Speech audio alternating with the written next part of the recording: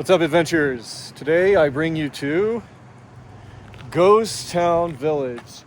When I was a kid, we're in Maggie Valley, North Carolina, by the way. When I was a kid, we actually came here. When I was a kid, we went all the way up on the, and I'll throw in some pictures here of what it used to be. I went all the way up on the chairlift, and at the top, there's a western town.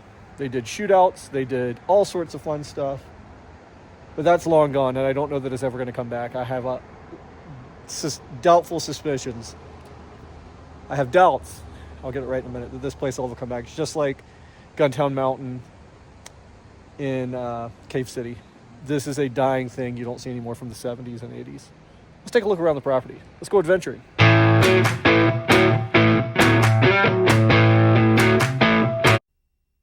Railroad, or take the chairlift to fabulous Ghost Town in the Mile High Fun Park. Ride all the rides as often as you like. One admission price includes all rides and entertainment. Every minute is action-packed as you experience the excitement of the Old West. Ghost Town offers a day of fun and thrills for the entire family. See all the shows, ride all the rides for one admission price. Get set for the greatest in family entertainment. Hurry to Ghost Town in Maggie Valley, North Carolina, where the fun never stops. So this is just off the main drag here in Maggie Valley, North Carolina. And this is where you'd get your tickets. And you'd stop here, and you got photo opportunities. You come over here and you buy your ticket. The ticket-taking booth is long since seen better days. But there it is. And they've even got something over here about the property itself, a little historical placard. Right, the lady that bought this, she was going to turn it into like a religious thing. Actually, no, this is not at all. This is Kirk's Raid, North Carolina infantry they had here during the Civil War. Interesting. Okay. Anyways, here's the, this is what's left of the chairlift system that would take you all the way up. This is just like Guntown Mountain. Take you all the way up. And up there is a western town. The western town is, they do shootouts, they do all kinds of fun stuff. But again, this is unfortunately a dying sort of product sale, if you will. Here's the inside of the ticket-taking booth. The floors are rotted, and it has seen better days. I'm not going inside because that's trespassing. So it smells like mildew. But here is a wagon where you could get your photo taken. And I'm tempted to go inside. This wagon is where you could get your photo taken for a fun little photo session here outside.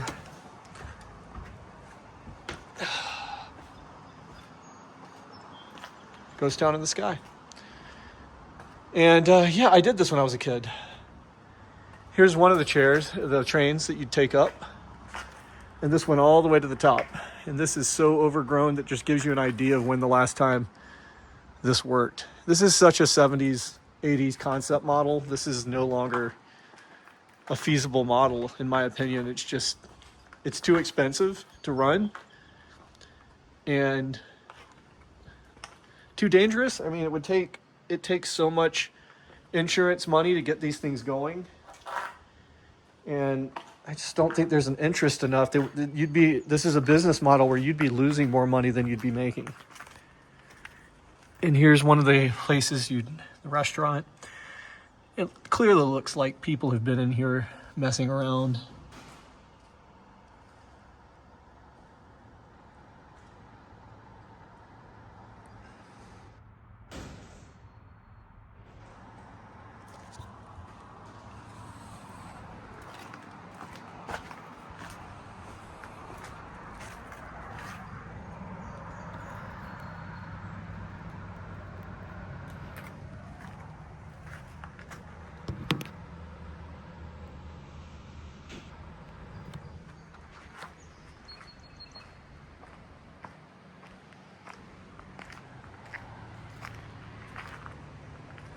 These are dedicated to all the people that came here and local actors and stars. Doc Valentine, 1963.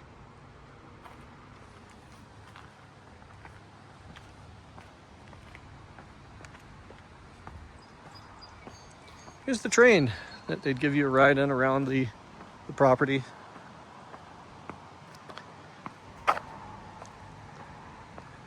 Here's the facility itself.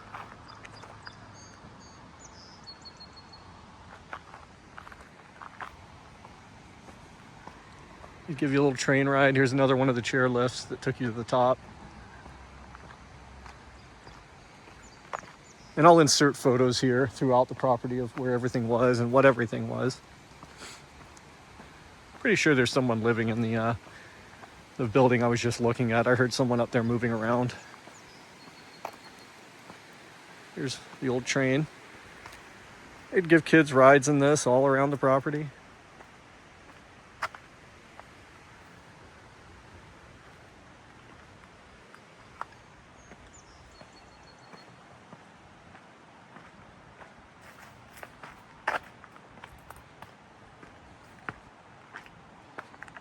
And here's one of the retired chairlifts right here. They would pull you to the top end.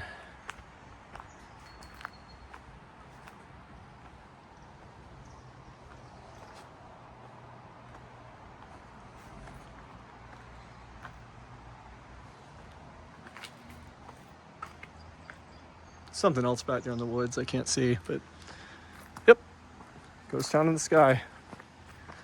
I don't think it's ever going to be reopened. It's too expensive. And it's a business model where you're not going to be making any profit, no profit margins. To run something that goes all the way up to the mountain like that, I mean, the insurance alone, I can't even imagine. And on top of that, to pay the actors and everything else that goes to the top, it's just, you're not going to make any money on this place. Maybe back in the 70s and 80s when things were a lot cheaper to manage, but no, there's no way you're going to make any money. And I'm pretty sure someone's living in that facility right there. Anyways, this is Ghost Town Mountain, Ghost Town Village.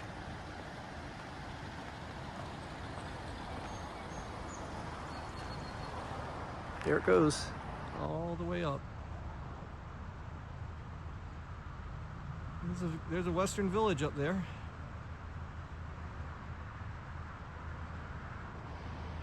So there was a little bit of a rainstorm and I had to step into the car, but I'm back here. And I wanted to point out this plaque to you because this is really cool. So BURT Reynolds actually worked here. Here he is. And he worked up there at the mountain. And he actually got the part for, let's see where he's at. Cowboy Herbert Coward. So that guy was in Deliverance. The guy that says you got a pretty mouth. He got a little pretty mouth, ain't he? He was in Deliverance, and that is thanks to BURT Reynolds. I worked at this little place called Ghost Town in North Carolina, where I got shot every day on the hour and fell off the roof and landed in some rocks and got $100 a week cash or something. So I called Ghost Town. I said, you know what happened to Cowboy Coward? And they said, yeah, he's right here. They called him. He came in, he got on the phone. I said, Cowboy, if you can come down to Maggie Valley, at the Holiday Inn, there might be a part for you in the picture. BURT goes on to say that he convinces John Borman, the director of Deliverance, to hire Cowboy.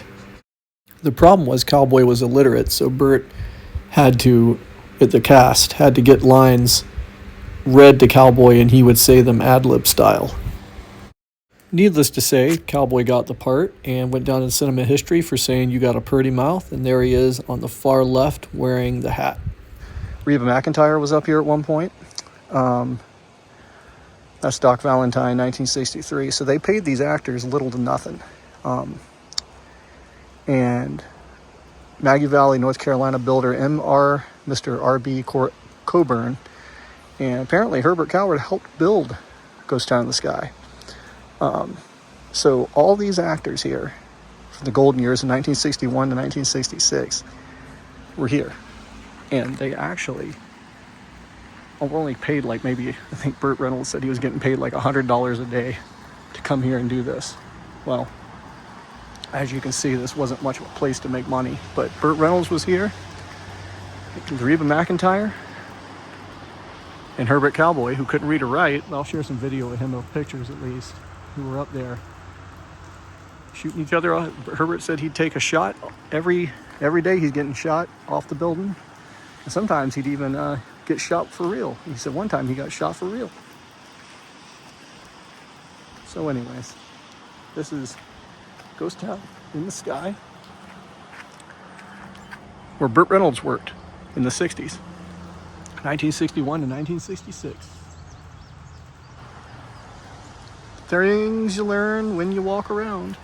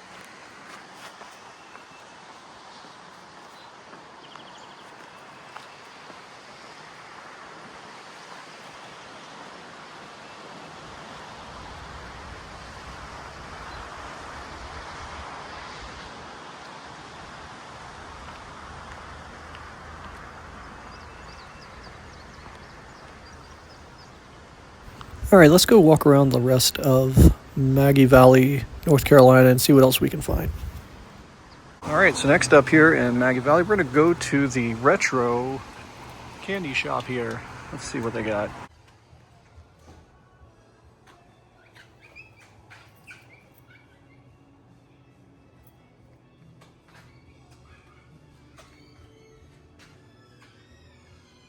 Lots of Jelly Belly, I'll tell you that much.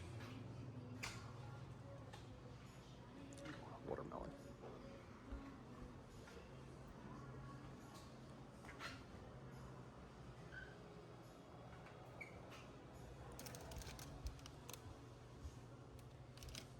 Ooh, I have not seen these in years. Candy cigarettes. Now, if you're a fan of The Rocketeer, you'll recognize that.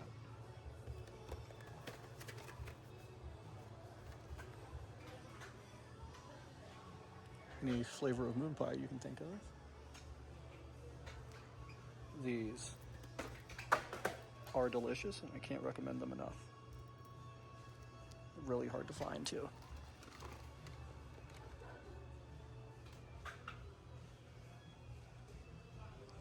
Van Holten's sour pickles.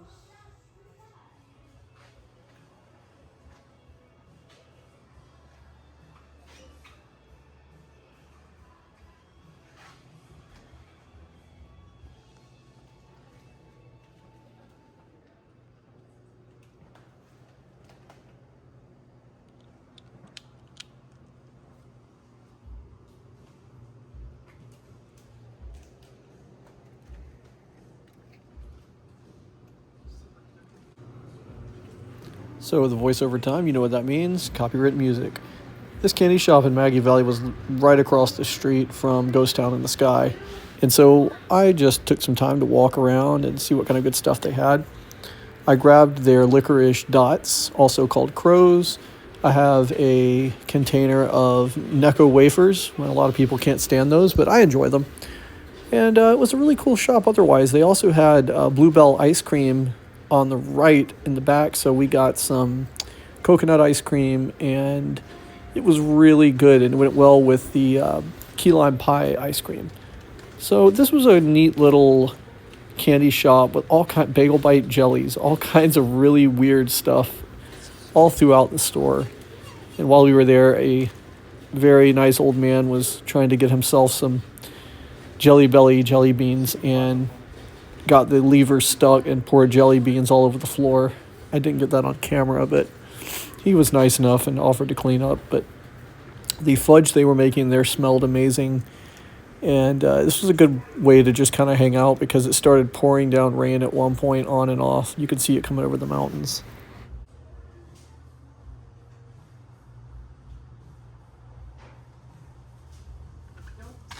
The Big League Chew was a time machine. So is Bubble Jug. I have not seen Bubble Jug probably since I was a teenager. Here's the Necco wafers I was talking about. Every time I see these, I have to fight myself on getting them because I remember getting these as a kid and taking to the Dollar Theater and eating them.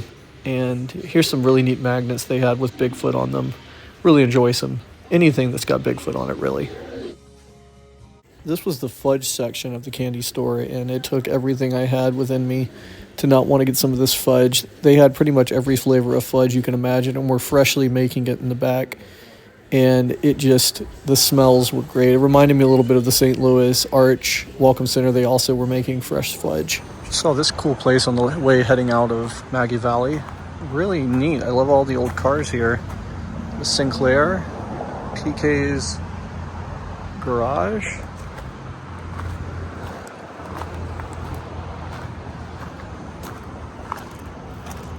Sinclair dinosaur here. Love it. Sinclair pump.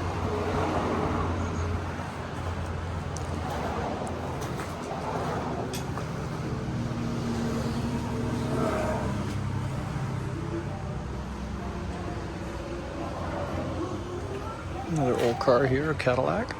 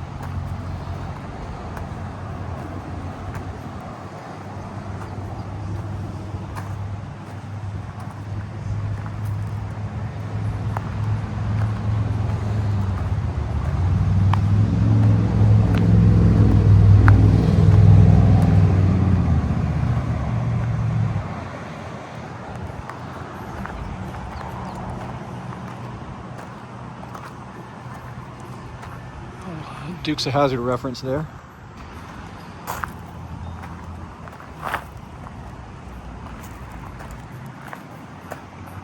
Well, I hope you guys enjoyed this video. I know it kind of was random, but I hadn't been to Maggie Valley since I was a kid. And I'll see you on the next adventure.